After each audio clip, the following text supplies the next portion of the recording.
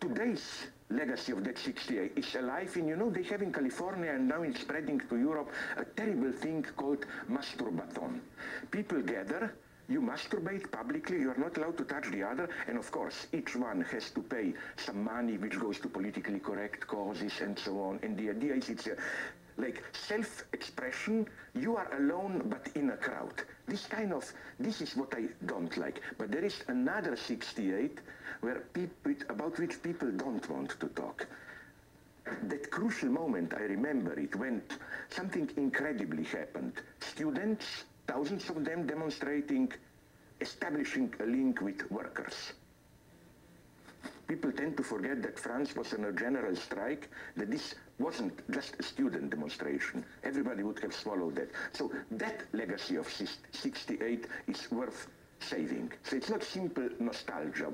If we indulge in simple nostalgia for 68, it means sexual revolution and all that. So I would tell to those guys, go to masturbathon, leave me alone. No? What 68 was a dream and it failed.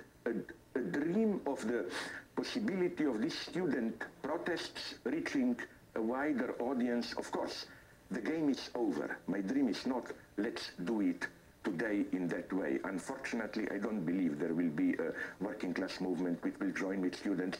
But there are still domains today where, what? Let me ask you briefly, answer you briefly.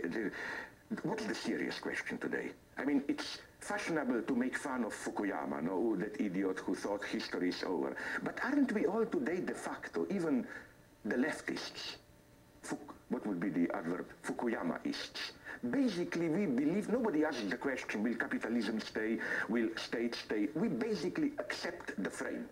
Liberal democracy, as you know, in the old days we were saying we want socialism with a human face. Today's left effectively offers global capitalism with a human face, more tolerance, more rights, and so on. So the question is this enough or not? Here I remain a Marxist.